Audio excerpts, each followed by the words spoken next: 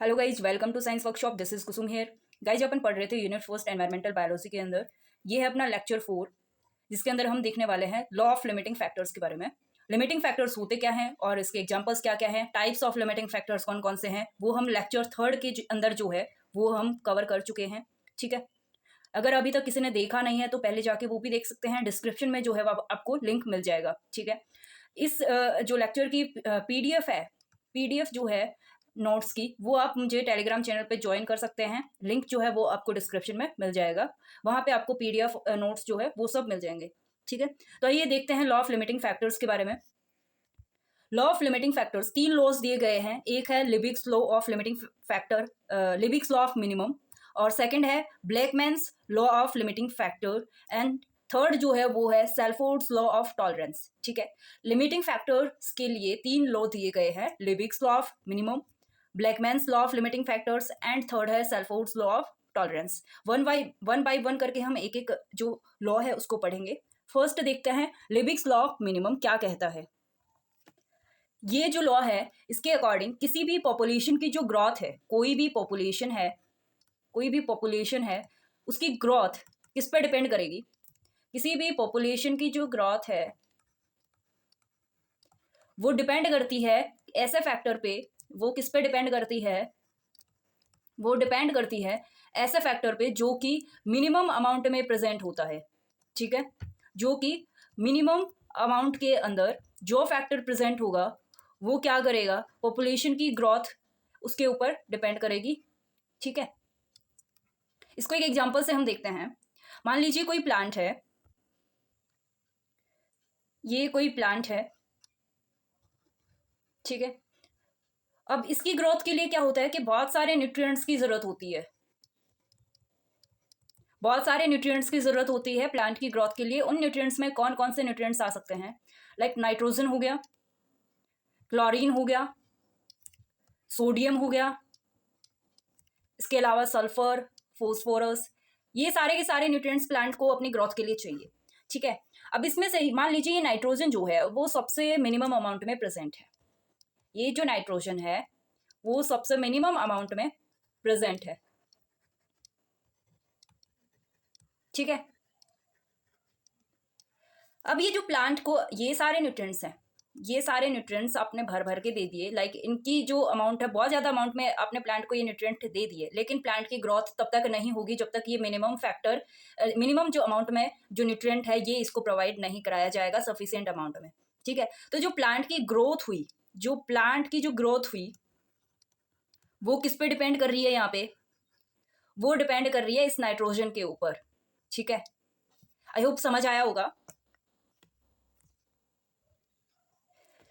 किसी भी पॉपुलेशन की जो ग्रोथ है वो डिपेंड करती है स्कार्केस्ट रिसोर्सेज पे। स्कार्केस्ट का मतलब यही होता है दुर्लभ रिसोर्सेज, हिंदी में हम इसको बोल सकते हैं, जो कि बहुत कम मात्रा में प्रेजेंट होता है। ठीक है, और जो रिसोर्सेज मिनिमम अमाउंट में प्रेजेंट होता है उस पर डिपेंड करती है किसी भी पॉपुलेशन की ग्रोथ। ये कौन कहता है? Liebig's law. ठीक है, लिबिग्स लॉ जो है वो डेवलप किसके द्वारा किया गया था? कार्ल स्प्रेंजल के द्वारा डेवलप किया गया था, लेकिन इसको पॉपुलराइज किसने किया था? लिबिग्स ने करा था।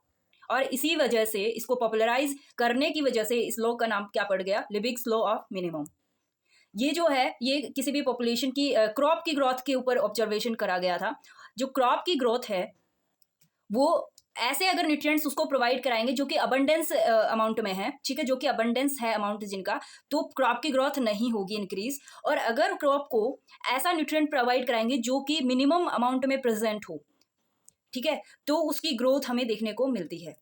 ये लिबिग्स लॉ कहता है। ठीक है, देन आता है Blackman's law of limiting factor. Blackman's law of limiting factor, दूसरा जो लॉ है लिमिटिंग फैक्टर्स का वो है Blackman's law of limiting factor. ये जो लॉ है वो किसके द्वारा प्रपोज किया गया था? फ्रॉस्ट ब्लैकमैन के द्वारा प्रपोज किया गया था। ये क्या कहता है? ये लॉ ये कहता है कि कोई भी जो प्रोसेस है वो मल्टीपल फैक्टर्स पे डिपेंड करती है, लेकिन उस प्रोसेस को लिमिट कौन करता है? जो स्लोएस्ट फैक्टर होगा वो उस प्रोसेस को क्या करेगा? लिमिट करेगा। ठीक है, एग्जाम्पल अगर हम देखेंगे कि फोटोसिंथेसिस एक प्रोसेस है।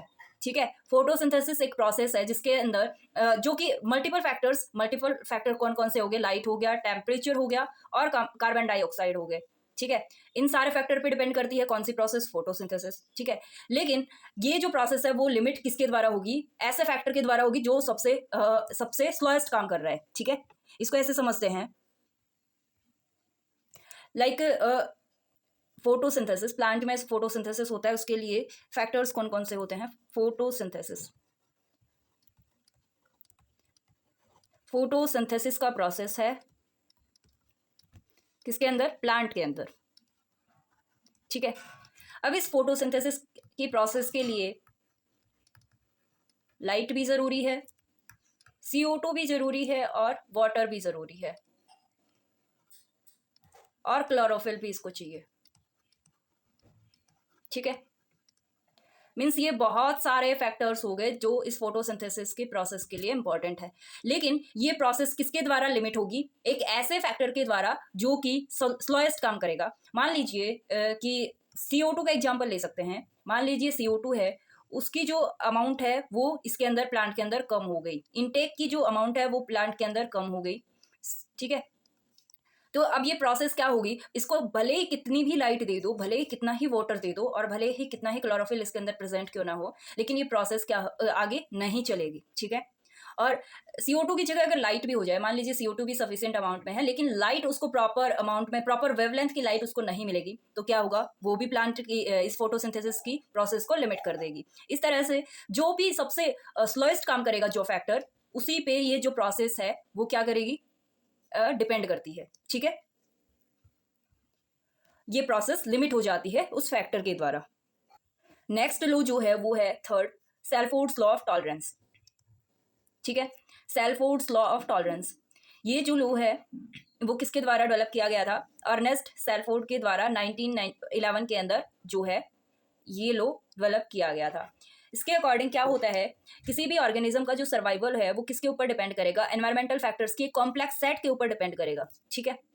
किसी भी ऑर्गेनिज्म का सर्वाइवल जो है वो एनवायरमेंट की कॉम्प्लेक्स सेट के ऊपर, एनवायरमेंटल फैक्टर की कॉम्प्लेक्स सेट के ऊपर डिपेंड करता है। वो कैसे, वो हम समझते हैं, ठीक है। कोई भी जो ऑर्गेनिज्म है उसकी जो सक्सेस है वो कॉम्प्लेक्स सेट ऑफ कंडीशन पे डिपेंड करती है। और ये जो कॉम्प्लेक्स सेट ऑफ कंडीशन कौन कौन से हो सकते हैं, 3 कंडीशन हो सकती है। एक तो या तो वो मिनिमम होगा, या तो वो फैक्टर मिनिमम होगा, या फिर वो मैक्सिमम होगा, या फिर वो ऑप्टिमल जो रेंज है उसमें होगा, ठीक है। तो इसी के अकॉर्डिंग 3 जो जोन है वो पाए जाते हैं एनवायरनमेंट के अंदर। एक तो ऑप्टिमल जोन होता है, दूसरा होता है जोन ऑफ स्ट्रेस, और तीसरा होता है जोन ऑफ इंटॉलरेंस, ठीक है। जोन ऑफ ऑप्टिमल के अंदर क्या होगा, एक ऑप्टिमम अमाउंट के अंदर जो है, ऑप्टिमम अमाउंट के अंदर जो है क्या होगा, अमाउंट में फैक्टर्स जो है, एनवायरमेंटल फैक्टर्स वो प्रेजेंट होंगे। जोन ऑफ स्ट्रेस के अंदर उससे कम होंगे, लेकिन जोन ऑफ इंटॉलरेंस के अंदर जो है वो मैक्सिमम हो जाएंगे। ऑप्टिमम जोन के अंदर जो है वो जो ऑर्गेनिज्म है सबसे ज़्यादा सर्वाइवल की उसकी पॉसिबिलिटी होती है। जोन ऑफ स्ट्रेस में उससे कम होती है, और जोन ऑफ इंटॉलरेंस के अंदर बिल्कुल भी नहीं होती है। ये जो लॉ कहता है, हमने पीछे 2 जो लॉ देखी उसमें तो हमने देखा था कि जो मिनिमम अमाउंट में फैक्टर प्रेजेंट है, जो मिनिमम अमाउंट में फैक्टर प्रेजेंट है वो क्या करेगा, ग्रोथ को लिमिट करता है या फिर प्रोसेस को लिमिट करता है, ठीक है। लेकिन ये जो लॉ है वो क्या कहता है, मिनिमम और मैक्सिमम दोनों अमाउंट में जो फैक्टर है अगर वो चला जाता है तो वो हार्मफुल होता है किसके लिए, ऑर्गेनिज्म के लिए, या फिर उसकी जो ग्रोथ है उसको, या फिर उसकी सर्वाइबिलिटी को क्या करेगा, लिमिट करेगा, कंट्रोल करेगा, ठीक है। ये ग्राफ है, इसके अंदर हम देखते हैं कि ऑर्गेनिज्म की परफॉर्मेंस है, यहाँ पे एनवायरमेंटल ग्रेडियंट है, ठीक है। तो ये वाला जो एरिया है, ये वाला जो एरिया है ऑप्टिमल टॉलरेंस रेंज, यहाँ पे एनिमल की सर्वाइबिलिटी क्या है, वो सबसे ज़्यादा होगी, ठीक है। वो रिप्रोडक्शन के चांसेस जो है वो भी यहाँ पे ज़्यादा होंगे, ओके। इसके बाद में ये वाला जो एरिया आता है, यहाँ पे फ्यू ऑर्गेनिजम्स प्रेजेंट होंगे, ठीक है। यहाँ पे फ्यू ऑर्गेनिजम्स प्रेजेंट होंगे, मतलब कुछ ही ऑर्गेनिज्म पाए जाएंगे। यहाँ पे रिप्रोडक्शन की जो रेट है वो कम हो जाएगी, साथ ही साथ जो सर्वाइवल की जो रेट है वो भी कम हो जाएगी। ये जो रेड जोन है, यहाँ पे ऑर्गेनिज्म प्रेजेंट ही नहीं होंगे, यहाँ पे वो टॉलरेंस ही नहीं कर पाएंगे, ठीक है। यहाँ पे टॉलरेट ही नहीं कर पाएंगे इन जो एनवायरमेंटल कंडीशंस को, ठीक है। तो यहाँ पे इनके बीच में रिप्रोडक्शन रेट भी नहीं होगी, सर्वाइवेबिलिटी भी नहीं होगी। तो इस वजह से क्या होगा, यहाँ पे एनिमल्स ही प्रेजेंट नहीं होंगे, ओके। 3 जोन थे, फर्स्ट है ऑप्टिमल जोन, दूसरा है जोन ऑफ स्ट्रेस, एंड तीसरा ये वाला रेड वाला जोन है, इसको हम क्या बोलते हैं, जोन ऑफ इंटॉलरेंस, ठीक है। स्ट्रेस के अंदर थोड़ा सा स्ट्रेस हो जाता है और उसमें कुछ एनिमल्स जो है वो रह पाते हैं, लेकिन इन टॉलरेंस के अंदर वो टॉलरेट नहीं कर पाते हैं उन एनवायरमेंटल कंडीशंस को, और वहाँ पे ऑर्गेनिजम्स ही नहीं मिलते इस एरिया में। ठीक है, आई होप इतना समझ आया होगा। सो यहाँ पे ये नेक्स्ट पॉइंट क्या लिखा हुआ है कि इस लॉ के अकॉर्डिंग जो है किसी भी पॉपुलेशन क्या करता है, ऑप्टिमल सर्वाइवल कंडीशंस रखता है, साथ ही साथ मिनिमम और मैक्सिमम थ्रेशोल्ड्स भी होते हैं। ठीक है, और as a population is exposed to the extreme of particular limiting factors, the rate of survival being to drop। ठीक है, कि अगर कोई भी लिमिटिंग फैक्टर जो है वो मैक्सिमम अमाउंट में या एक्सट्रीम लेवल पे पहुंच जाएगा, तब भी उसकी सर्वाइवल रेट को जो है वो ड्रॉप कर देगा। देन आता है ऑप्टिमल जोन। ऑप्टिमल जोन के अंदर कौन सा पोर्शन देखा था हमने कि जो सेंट्रल पोर्शन था कर्व के अंदर, ग्राफ के अंदर, उसके अंदर मैक्सिमम चांसेस होते हैं, रिप्रोडक्टिव सक्सेस सबसे ज़्यादा होती है और सर्वाइवेबिलिटी जो है वो भी सबसे ज़्यादा होती है। जोन ऑफ स्ट्रेस के अंदर जो रिप्रोडक्शन है वो भी क्या हो जाएगा, रिड्यूस हो जाएगा, साथ ही साथ वो सर्वाइवेबिलिटी जो है वो भी रिड्यूस हो जाएगी। जोन ऑफ इनटॉलरेंस के अंदर जो होता है वो आउटर मोस्ट रीजन होता है कर्व के अंदर, जहाँ पे ऑर्गेनिज्म जो है वो सर्वाइव नहीं कर पाते। ठीक है, क्योंकि यहाँ पे जो लिमिटिंग फैक्टर्स है वो एक्सट्रीम लेवल में प्रेजेंट होते हैं। इस लॉ के according upper and lower thresholds जो होते हैं वहाँ पे स्पीसीज है वो सर्वाइव नहीं कर पाती। जैसे कि हमने ग्राफ में देखा था, ग्राफ में हमने देखा था कि रेड वाला जो एरिया है, इधर की साइड में जो एरिया था वहाँ पे सबसे ज़्यादा मिनिमम होंगे, इधर वाले एरिया में सबसे ज़्यादा मैक्सिमम लिमिटिंग फैक्टर्स होंगे। तो इस वजह से वहाँ पे स्पीसीज जो है वो सर्वाइव नहीं कर पाएगी। टॉलरेंस रेंज जो है, ये पॉइंट नोट करना, टॉलरेंस रेंज जो है वो हर एक स्पीसीज की अलग अलग होती है। ठीक है, मान लीजिए कोई एक पर्सन है, ये एक हाइपोथेटिकल एग्जांपल भी ले सकते हैं हम। एक पर्सन है और एक सेकंड पर्सन है, इसकी जो टॉलरेंस रेंज है, लाइक मान लीजिए ये पढ़ाई के रिलेटेड लेते हैं, ये 6 घंटे लगातार बैठ सकता है और ये 16 घंटे भी बैठ सकता है। ठीक है, तो इस तरह से इन दोनों की कैपेसिटी क्या हो गई, अलग अलग हो गई पढ़ाई करने के लिए, है ना। तो इसी तरह से जो स्पीसीज है उसकी अलग अलग स्पीसीज की भी टॉलरेंस रेंज जो है वो डिफर करती है। ओके, देखो लिमिटिंग फैक्टर्स हमने कल पढ़ा था, एक पॉइंट और मैं बता दूं कि केयरिंग कैपेसिटी जो है वो डिटरमाइन करती है लिमिटिंग फैक्टर्स को। ठीक है, या फिर हम बोल सकते हैं लिमिटिंग फैक्टर्स जो है कैरिंग कैपेसिटी को डिटरमाइन करते हैं। देखो कैरिंग कैपेसिटी को हम के से डिनोट करते हैं। ठीक है, किससे डिनोट करते हैं, इकोलॉजी के अंदर हम के से कैरिंग कैपेसिटी को डिनोट करते हैं। और इसके अंदर जो है किसी भी हैबिटेट के अंदर मैक्सिमम नंबर ऑफ इंडिविजुअल्स को जो सपोर्ट करती है सर्वाइवल के लिए विदाउट एनी एनवायरमेंटल डिग्रेडेशन की, वो उसको ठीक है हम क्या बोलेंगे, कैरिंग कैपेसिटी बोलेंगे। मान लीजिए कोई एरिया है, ठीक है, इस एरिया के अंदर 50 ऑर्गेनिजम्स रहते हैं और इस एरिया में ये कोई भी एनवायरमेंटल डिग्रेडेशन नहीं करते हैं जब तक ये 50 हैं, एनवायरमेंटल डिग्रेडेशन नहीं करते हैं जब तक ये इस अमाउंट के अंदर है। ठीक है, तो ये एरिया और इसका ये इकोसिस्टम है, ये इसकी सर्वाइवल को क्या कर रहा है, सपोर्ट कर रहा है और कोई भी एनवायरमेंटल डिग्रेडेशन नहीं हो रहा है। लेकिन जब इसकी ग्रोथ बढ़ जाएगी और 100 हो जाती है तो यहाँ पे तो लिमिटेड रिसोर्सेज है ना, तो लिमिटेड रिसोर्सेज होंगे तो ये पहले 50 लोग यहाँ पे फीड कर रहे थे, अब क्या हो गया 100 फीड कर रहे हैं, तो रिसोर्सेज क्या हो जाएंगे, डिप्लेट होना स्टार्ट हो जाएंगे, रिसोर्सेज की कमी हो जाएगी और कॉम्पिटिशन होने लगेगा इनके अंदर क्या होगा, कंपटीशन होने लगेगा और ये वापस से क्या होगा, यहाँ की पॉपुलेशन है वो कंट्रोल हो जाएगी। क्योंकि लिमिटिंग फैक्टर्स है तो जो स्ट्रांग होगा वो सर्वाइव कर जाएगा, जो वीक होगा वो मर जाएगा या फिर वहाँ से क्या हो जाएगा, किसी और जगह पे चले जाएंगे, क्या करने के लिए, रिसोर्सेज ढूंढने के लिए। तो इस तरह से जो मैक्सिमम नंबर ऑफ इंडिविजुअल्स को के सर्वाइवल को सपोर्ट करता है विदाउट एनी एनवायरमेंटल डिग्रेडेशन के, उसी को हम कैरिंग कैपेसिटी कहते हैं। ठीक है, जो कि लिमिटिंग फैक्टर्स इसके लिए रिस्पॉन्सिबल होते हैं। ओके, यानी कि ग्रोथ को लिमिट कर देंगे ना, अगर कोई रिसोर्सेज भी अनलिमिटेड हो गए और कोई प्रेडेशन भी नहीं रहा, कोई प्रे भी नहीं रहा, तो क्या हो जाएगा, ग्रोथ तो बढ़ती जाएगी और ग्रोथ बढ़ेगी तो एनवायरमेंटल डिग्रेडेशन होगा। इस तरह से जो लिमिटिंग फैक्टर हैं वो कैरिंग कैपेसिटी को डिटरमाइन करते हैं। ओके, सो गाइज हमने पूरे लेक्चर में क्या पढ़ा एक बार रिवाइज कर लेते हैं। हमने पढ़ा लिबिक्स लॉ ऑफ मिनिमम, जो कि क्या कहता है कि ग्रोथ जो है वो डिपेंड करती है स्कारकेस्ट रिसोर्सेज पे, जो रिसोर्सेज मिनिमम अमाउंट में प्रेजेंट होंगे उस पर जो ग्रोथ है वो डिपेंड करेगी पॉपुलेशन की।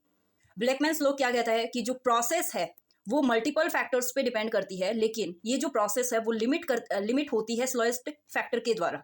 ठीक है, देन हमने सेल्फोर्ड्स लॉ ऑफ टॉलरेंस देखा, जो कि क्या कहता है किसी भी ऑर्गेनिज्म की सक्सेस जो है वो कॉम्प्लेक्स एनवायरमेंटल कंडीशंस के ऊपर बेस्ड होती है, ठीक है।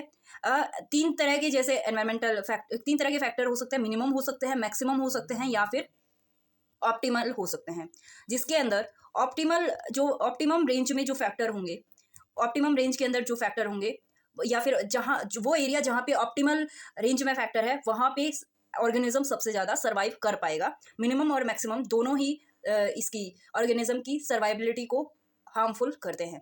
ओके, आई होप इतना क्लियर रहा होगा।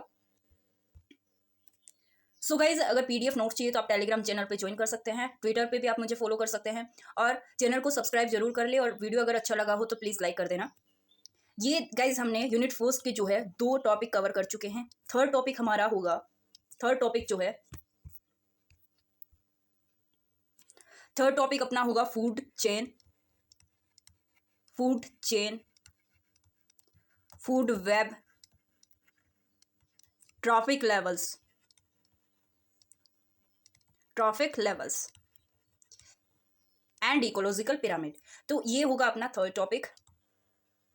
ओके, नेक्स्ट लेक्चर 5 में हम ये टॉपिक कवर करने वाले हैं। सो मिलते हैं नेक्स्ट वीडियो में, तब तक के लिए बाय, टेक केयर।